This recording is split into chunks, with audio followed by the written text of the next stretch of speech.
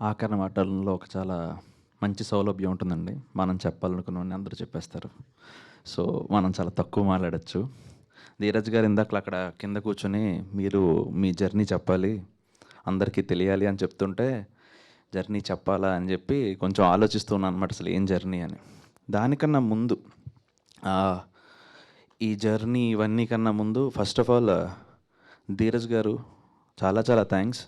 ఎందుకు ఇది చెప్తున్నానంటే, ఒక సినిమా సమ్మర్ హాలిడేస్ అని ఒక సినిమా నిర్మిస్తూ ఇలా అవార్డు వచ్చిన మరో సినిమాని సత్కరించాలి అన్న ఆలోచనకి చప్పట్లు.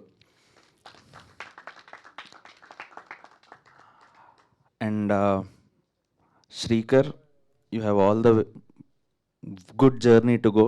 ఖచ్చితంగా 2026 ఇది.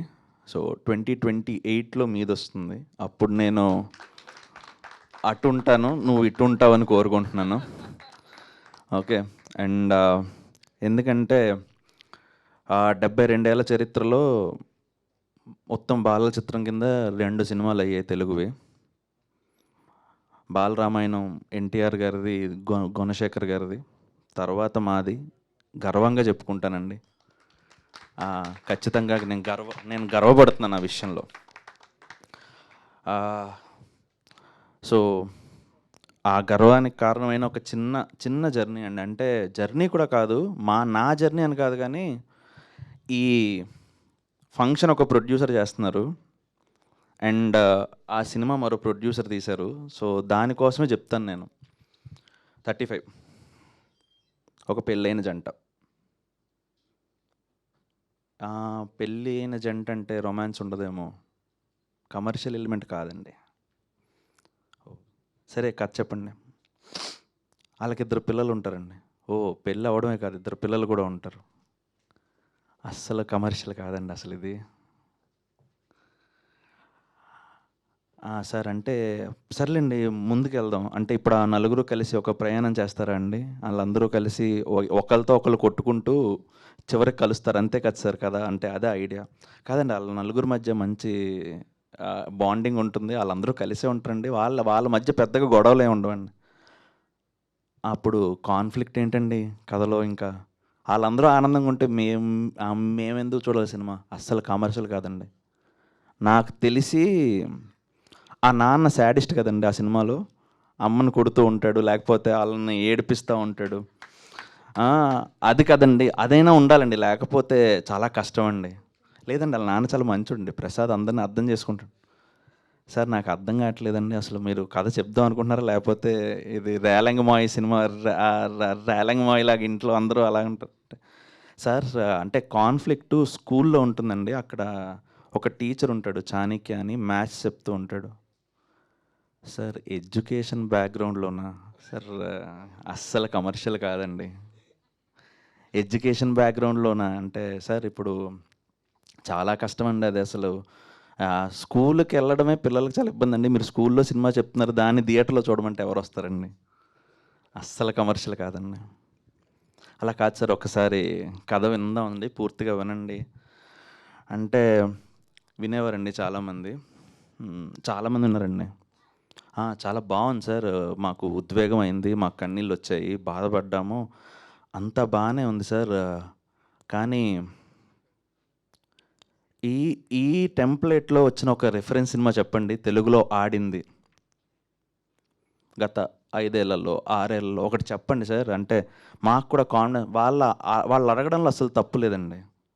ఓకే, ఒక 5-6 ఏళ్ళలో దగ్గరలో ఎక్కడొచ్చింది అంటే నా దగ్గర కూడా సమాధానం ఉండేది కాదండి.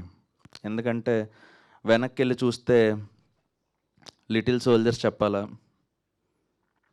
ఇంకా వెనక్కి వెళ్ళి చూస్తే ఏది చూడాలో కూడా తెలియదు.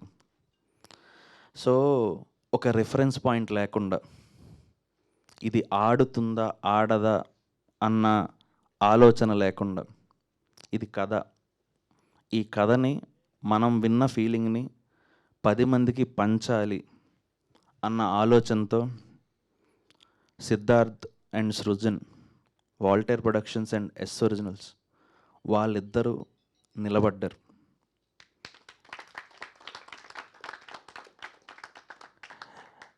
నేను ఎందుకు ఈ మాట చెప్తున్నానంటే, వాళ్ళిద్దరూ నిలబడకపోయింటే అక్కడ బెస్ట్ చైల్డ్ ఆర్టిస్ట్గా వాడు తీసుకునేవాడు కాదు, వాడి వయసు పెరిగిపోయేది. అండ్ నేను ఇంకా తిరుగుతూ ఉండేవాడిని, ఇంకా గెడ్డం నెరిసేది, అంతకన్నా పెద్దగా మార్పే ఉండదు. కానీ వాళ్ళ నమ్మకానికి హోప్ఫుల్లీ ఐ డెలివర్డ్.